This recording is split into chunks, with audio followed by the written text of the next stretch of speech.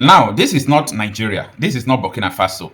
This is not Niger, neither Chad nor Mali, but this is the United Kingdom, the Great Britain. The man named Mohammed Bashir was born in 1994. He wanted to carry out a bomb attack in a synagogue and also the United Kingdom Defense Academy, but he was captured. He was unable to carry out the plan due to intelligence and security, agencies that are on high alert. And he was tried in a court, and the judge sentenced him to life imprisonment. He was sentenced at Manchester Crown Court earlier on Thursday. Now, this is not Nigeria, as I said before. What made this jihadist, this Islamic extremist, to feel that he can bomb the UK Defense Academy, that he can bomb the synagogue?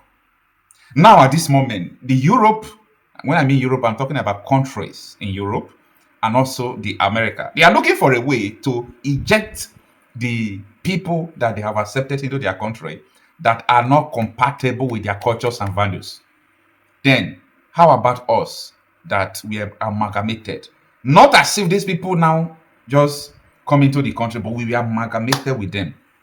So, what will happen to us if the UK are running away, trying to eject, push out people who are already in their country? What of Nigeria that they are amalgamated people that are not compatible? I'll be right back to explain this more to you. But first of all, let us listen to what the judge pronounced at the judgment. Stand up, Mohammed Asim Bashir. You are Manchester born and bred. You have not revealed what caused you to turn on the society that you had grown up in, gone to school and college in, worked in, and where your family was able to practice your religion in freedom and peace. You told the probation officer who prepared a pre-sentence report that the violence in Palestine angered and upset you and led to you admiring and sharing the rhetoric that hate preachers like al-Awlaki use to poison minds. By August last year, you were close friends with a man who would soon go on to carry out an appalling terrorist attack targeting the Jewish community in your home city. Your interactions caught on video in the mosque on the 9th of August show two equally engaged and enthusiastic men planning an atrocity against a British military facility for religious and political reasons. Your example must stand as a warning to men who are attracted by this form of militant, violent and destructive Islam for religious or political reasons. Character is contagious. In the Jewish book of Proverbs 13 verse 20, this is expressed bluntly. He that walks with wise men shall be wise, but a companion of fools shall be destroyed. The values and behaviour of the people you revere will directly influence your life and choices. I impose a serious crime prevention order as drawn up for 5 years after your release from custody. There will be no limit on the number of times the police may visit and inspect compliance with the restrictions on devices that the order imposes. The statutory surcharge applies. You are subject to the mandatory terrorism notification requirements for the rest of your life.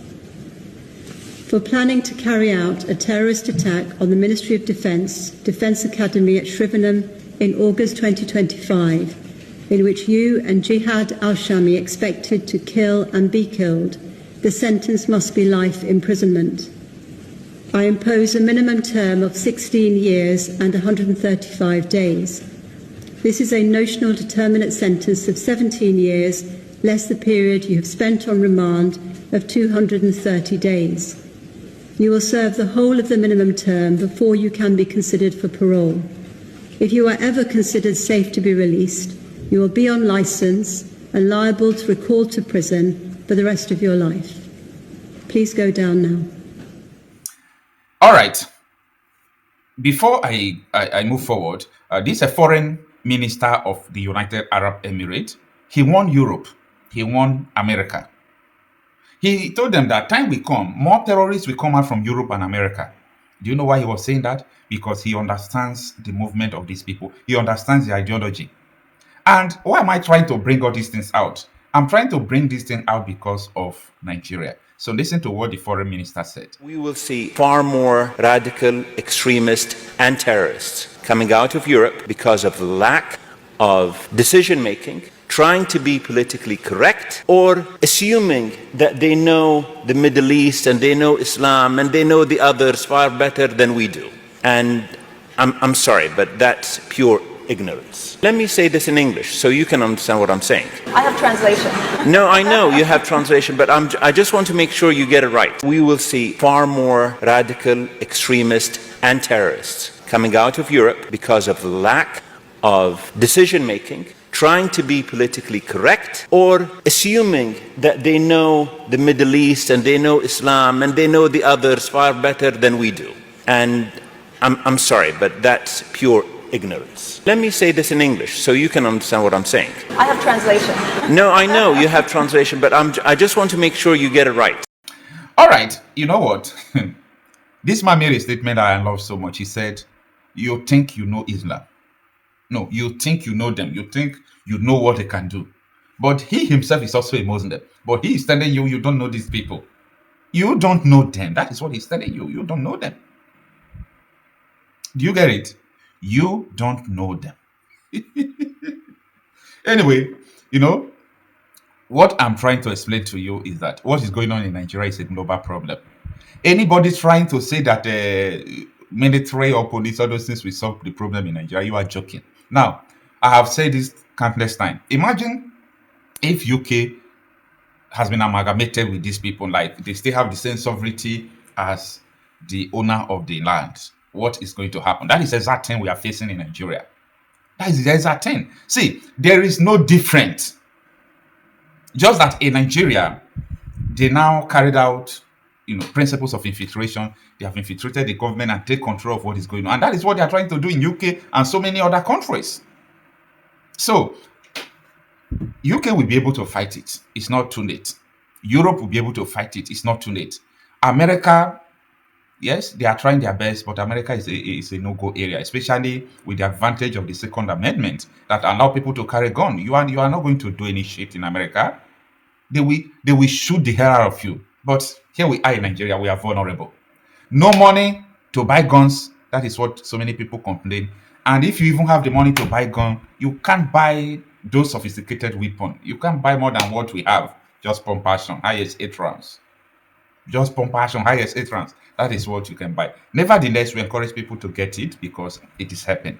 It's helping because if you people are in a community and up to 50 people have pump action, you will defeat as many terrorists that will come into your community. But back to what I am saying. This Mohammed Bashir, his ideology is the same thing with Boko Haram ideology. It is an ideology that believes that whatever that concerns or whatever that is contrary to Sharia, be it the Jews, they think of Israel, be it the West, they think of America and Europe, is nonsense. They don't believe in it. So, what are you doing in UK, Bashir Mohammed? Why can't you go back to Pakistan? Why can't you go back to Afghanistan? You came to UK, they accepted you, they accepted your parents gave birth to you, only for you to grow up and wanting to bomb the country. You see, the real solution about the insecurity in Nigeria is not who is fighting it. It's about giving the people the sovereignty to defend themselves. So this is the real deal that is going on. And it's so unfortunate that people are yet to understand what is going on. It's a global problem. It's a global problem. So when you are looking at the situation in Nigeria, look beyond Nigeria. It's a global problem. People are pushing for Islamization. People are pushing for Sharia. In the West, you can see them waving Palestinian flags, saying that they are fighting for Palestinians. They are fighting for the injustice going on in Gaza. They are doing it, but that is not it. That is what they use to, as an average. They use it to go through what they are doing, but the ulterior motives is just to spread Islam. That is what is going on. So, Bashir Mohammed will stay in prison for the rest of his life.